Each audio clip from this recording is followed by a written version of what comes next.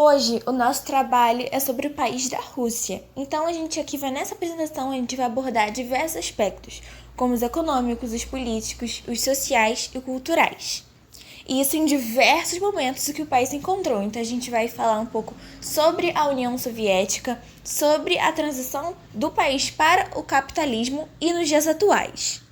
Então, a gente vai começar primeiro falando um pouco sobre os aspectos econômicos na União Soviética.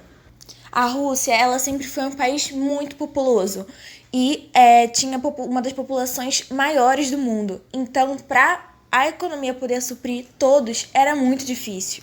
E apesar de, na época, a Rússia ter a segunda maior economia do mundo, isso não era o bastante para suprir a escassez do que a população, na maioria das vezes, encontrava.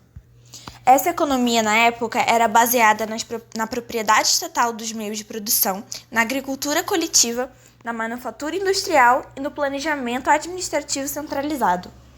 E, infelizmente, um dos motivos pelo qual a economia na União Soviética não funcionava muito bem quanto era debatido essa coisa da sociedade, era porque é usado uma economia planejada, ou seja, o Estado, na verdade, o governo, ele não tratava a produção conforme a demanda da sociedade, da população sobre determinado produto.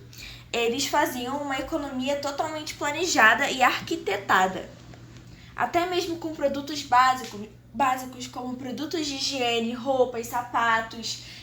Até mesmo o exemplo clássico que a gente tem, que foi o papel higiênico, era muito disputado entre as pessoas, justamente porque o governo quase nunca, na maioria das vezes, nunca conseguia calcular certamente, assim, com 100% de precisão, quantas pessoas, ou melhor, quanto seria necessário produzir para as pessoas, né, para a população de determinado produto. Era o exemplo do papel higiênico. Eles nunca conseguiam produzir o suficiente para a sociedade, justamente porque a economia deles não era conforme a demanda, e sim planejada. Isso fazia com que os centros comerciais, ou seja, os centros que vendiam esses produtos, de maioria eram quase sempre esses básicos mesmo, que a gente realmente precisa no nosso dia a dia, criassem filas imensas na porta, com pessoas em busca, né? E isso era decorrente desse planejamento, que eles não conseguiam planejar direito para produzir, e a disputa por esses produtos fazia com que a população cada vez mais tivesse escassez. Esse plano era chamado Plano Gosplan, e isso fez com que a economia da Rússia, naquela época, não desse conta da demanda da população, já que a Rússia é o país maior em extensão territorial e consequentemente, possui uma população muito extensa também. Então, nesse aspecto econômico, a gente já pode ver que na União Soviética, na Rússia, no período da União Soviética, na famosa URSS, não funcionava nada bem e a população frequentemente vivia com escassez de produto. E como sempre, a população interiorana, que geralmente era a população mais pobre, que mais sofria, justamente porque se nas grandes cidades, como era o caso de Moscou, tinha muita escassez, imagina nas interioranas. Eles consumiam o resto de que não vendeu nas metrópoles, né?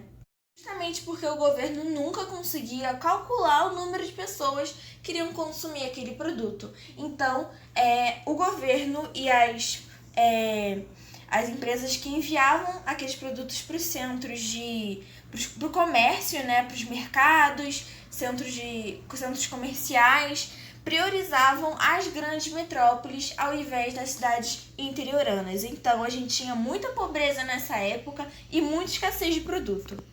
Agora a gente vai falar um pouquinho sobre outro aspecto. A gente vai falar um pouquinho sobre o aspecto político, que também está muito relacionado com esse econômico. Primeiramente, a gente tem que deixar bem claro que naquela época a União Soviética quase sempre foi comandada por Joseph Stalin. Após a morte do famoso Lenin, né, Joseph Stalin realmente foi assim o governante que mais governou, que teve mais tempo de governo na União Soviética. E isso já foi o bastante para ele provar que na União Soviética, politicamente falando, era um governo totalmente totalitário, que não dava liberdade de expressão para a população, era super a favor da censura e da perseguição por pessoas que iriam contra a mão do governo ou que simplesmente discordassem ou fizessem um comentário ao contrário do que o governo acharia apropriado. Então, naquela época, no caso, a liberdade de expressão era muito difícil, justamente por causa desse governo totalmente totalitário que Joseph Stalin, no seu governo, pregava. E essa autoridade dele era tanta que ele até foi chamado de ditador. Então, muitas pessoas dizem que a União Soviética, na verdade, foi uma ditadura. E vale ressaltar também que nesse período, o regime que eles pregavam era um regime unipartidário, ou seja, somente um partido, somente o partido do governo, no caso o partido do Joseph Stalin, mais conhecido também como Stalin, fosse único legalizado. Então a população não tinha o mínimo de democracia nem para escolher seus governantes, porque somente nesse governo o único partido que era legalizado era o partido que o governo acharia apropriado, né? No caso, o partido do Stalin. E vale ressaltar também que esse regime era totalmente centralizado pelo Partido Comunista. E como já foi dito anteriormente, era totalmente sem democracia, tanto que as pessoas não podiam nem protestar, porque senão elas já poderiam ser presas ou punidas justamente só por questionarem essa ideia totalmente totalitária, né, e sem democracia, em que o governo e Joseph Stalin, o governante no caso, colocava a população para lidar. E muitas das vezes o totalitarismo era tanto que as pessoas até acabavam confundindo o governo nesse período com o próprio Estado. Então, era uma coisa assim que a gente pode ver que era totalmente sem democracia, como já foi dito anteriormente, em que não tinha liberdade de expressão e que as pessoas não podiam nem, infelizmente, questionar o governo. Agora, abordando outro aspecto, agora de um aspecto assim, mais cultural, sobre a cultura nesse período da União Soviética, a gente vai ouvir falar muito sobre o realismo socialista, que na verdade, nesse governo, nessa ditadura, na verdade, né, porque foi uma ditadura totalmente totalitarista de Stalin, ele impôs um estilo de arte e com isso, né, se tornava também a cultura predominante naquela época, que era a cultura do realismo socialista que o mesmo impôs. Qualquer coisa, outras expressões artísticas, né, maneiras de se expressar de outros estilos artísticos não eram permitidos e eram totalmente reprimidos por Stalin, justamente por essa ditadura totalmente totalitária e sem liberdade de expressão e a favor da censura que era infelizmente pregada na época. Então, quando a gente aborda um pouco sobre a cultura naquela época, a gente pode observar que era uma cultura totalmente alienada pelo governo, justamente porque a sociedade não tinha outra opção senão a repressão do governo. Então, por decorrência dessa ditadura, outros estilos artísticos não puderam ser mais elaborados justamente por causa dessa implicância realmente que o governo tinha com as outras expressões ou estilos artísticos, e até mesmo quando artistas ou quando pessoas que vivem da arte ou que enfim, realmente as pessoas que eram relacionadas com esse meio artístico, se eles falassem mal do governo, reprimissem o governo, discordassem dessa ditadura, discordassem desse estilo do realismo socialista, eles eram duramente punidos e mandados até mesmo para campos de concentração. Mas, apesar dessa grande repressão que o governo tinha com a sociedade nesse quesito, Stalin e o governo, né, incentivaram muito o realismo socialista e construíram instituições, museus, faziam sempre muitas exposições, enfim, eles sempre investiram muito nesse meio artístico e sempre incentivaram muito a população a consumir, digamos assim, do realismo socialista e fizeram reformas. Até hoje a gente tem alguns resquícios aí desse período do realismo socialista. Enfim, a conclusão que a gente tem é que apesar dessa grande repressão em outros estilos, repressão da falta de liberdade de expressão, da censura, quando se tratava de realismo socialista, ou seja, quando se tratava do estilo que o próprio governo tinha imposto, eles investiram muito bem e sempre faziam de tudo para que a população consumisse ao máximo esse estilo também artístico. Bom, agora falando um pouco mais a fundo sobre esses aspectos sociais, a gente já falou um pouquinho, como eu disse também, era muito a favor da censura, pouca liberdade de expressão, em um governo totalmente totalitário, em que não se podia discordar do governo ou expressar suas ideias quando elas eram diferentes ou inversas ao governo que era imposto, as regras que eram impostas na época. Então, como a gente já falou anteriormente, era uma coisa assim totalmente cruel com a sociedade, onde eles eram totalmente alienados, eles não poderiam se expressar nem artisticamente, nem politicamente, nem em quase nenhuma área, né? Bom, mas entretanto, a saúde pública e a educação pública que era oferecida para a sociedade naquela época era de muita qualidade. Desde que seguissem as regras impostas pelo governo, tudo no governo de Stalin era muito bem estruturado e planejado, ou melhor, quase tudo, né? Mas quando se trata assim nesses aspectos de serviço público que o governo oferecia para a população, eles eram geralmente muito bem aceitados pela população e de muita qualidade. Bom, então a gente já abordou, a gente já dissertou bastante sobre esses aspectos na União Soviética. Agora a gente vai trabalhar um pouco mais no período onde a Rússia estava em transição para o capitalismo. Bom, algum tempo depois de que toda essa era stalinista acabou, quando ele inclusive já tinha, no caso, falecido, um homem chamado Mikhail Gorbachev acabou assumindo a secretaria do Partido Comunista e não muito depois ele já começou a colocar em prática os planos que ele tinha para um novo governo. Esses planos eram os planos da Perestroika, que significa reestruturação, e Glasnost, que significa transparência. E tal política de Mikhail pretendia modernizar a economia da Rússia, reduzir a participação do Estado na economia e realizar uma diminuição significativa na interferência do governo nas questões civis.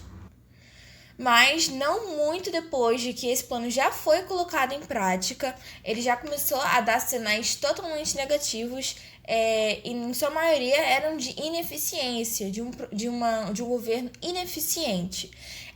Isso porque a União Soviética teve que realizar uma grande diminuição nos gastos militares, passar a interferir menos nos problemas políticos dos países socialistas e também limitou e dificultou muito a realização do auxílio econômico a essas nações. E logo, não demorou muito para a população ir para as ruas e realizar os protestos. Porque por conta da mudança de governo e do plano econômico feito por Mikhail, a situação interna do país era simplesmente caótica. Isso porque em diversas regiões da União Soviética a população começou a emergir e incentivar os movimentos separatistas. E esses protestos não eram novos, eles começaram no início dos anos 80 e se aprofundaram nos anos 90 por conta das tendências nacionalistas e patrióticas em quase todas as repúblicas soviéticas. Mas logo em 1991, não muito tempo depois, depois de um enorme golpe do governo que marcou o colapso, suspendeu as atividades realmente do Partido Comunista. O partido ele perdeu incentivo e grandes poderes no Conselho Supremo da União Soviética. E em dezembro do mesmo ano, ocorreu oficialmente, né, a dissolução do Congresso da União Soviética. Mas se a gente for listar realmente quais foram os principais motivos do colapso da União Soviética, foi a crise causada por esse novo modelo econômico que impunha a população viver com mais escassez ainda. Além da deteriorização da qualidade de vida da população gerada por reformas totalmente mal conduzidas.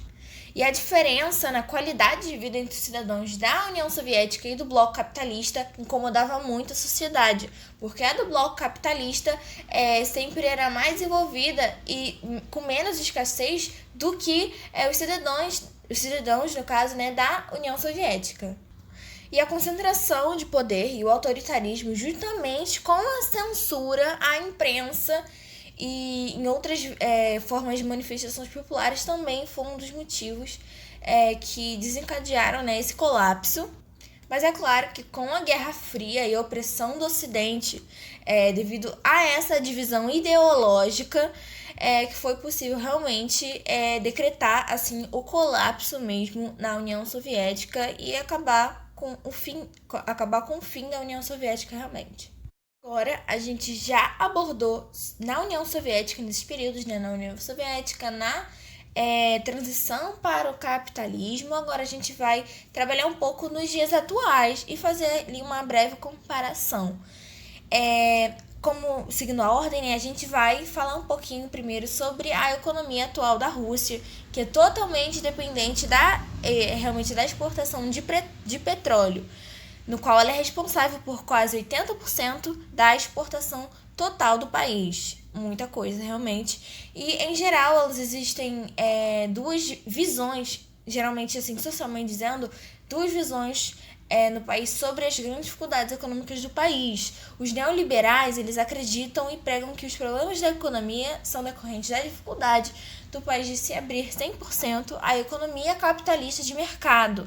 Já os esquerdistas, eles acusam as reformas liberais por essas dificuldades. E como a gente já pôde perceber anteriormente, os recursos humanos e naturais da Rússia possuem uma importância gigantesca, porque elas constituem forte potencial de desenvolvimento econômico do país. E seus principais setores econômicos são a indústria, a mineração, que possui foco em petróleo e gás natural, agricultura e finanças. Agora a gente vai trabalhar um aspecto mais político atualmente da Rússia, que com a Constituição Rússia foi implementada uma grande modificação na vida política do país, porque ela introduziu as eleições competitivas, livres e principalmente a substituição desse sistema de partido único, unipartidarismo, e foi substituído, né, pelo pluripartidarismo. E atualmente a Federação Russa ela se trata de uma república semipresidencialista federal que possui um presidente como chefe de Estado e o primeiro-ministro como chefe de governo. Atualmente, né, o presidente da Rússia é o Putin, Vladimir Putin, e a ideologia da Rússia atualmente é baseada no putinismo, que leva o significado de regime de Putin, que significa, né, possui sentido das políticas e propriedades que são praticadas pelo Vladimir Putin. Agora, abordando outro aspecto, o aspecto cultural atual da Rússia, é riquíssimo, tanto em valores materiais como históricos, porque a Rússia ela possui, ainda se prevalece, né, lá, o forte patriotismo. Então, eles valorizam muito os aspectos históricos do país. E atualmente o governo tem muito cuidado, muito zelo, e assim como a sociedade, como os espaços culturais, os museus, exposições, enfim, eles são devidamente fornecidos e preservados pela população e pelo governo. Agora nós vamos falar de aspectos mais sociais da Rússia atualmente. Vale ressaltar que a cultura da Rússia e a sociedade atual da Rússia é fruto de uma sociedade é multiétnica, ou seja, várias etnias dentro de um país só.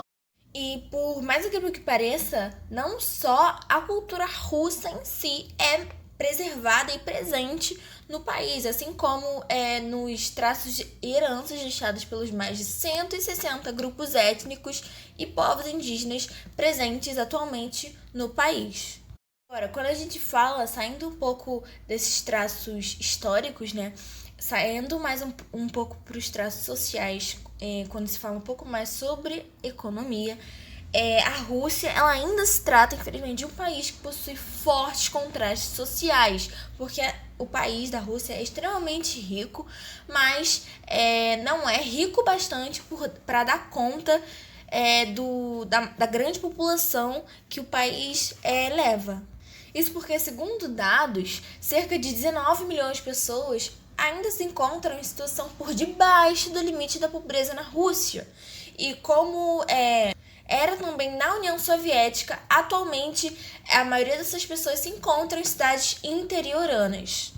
E uma contradição que a gente tem com esse número de pessoas por debaixo da pobreza é o fato da Rússia ser o país que mais registra aumento de bilionários do mundo e de ser o terceiro lugar mais caro para se viver no mundo todo.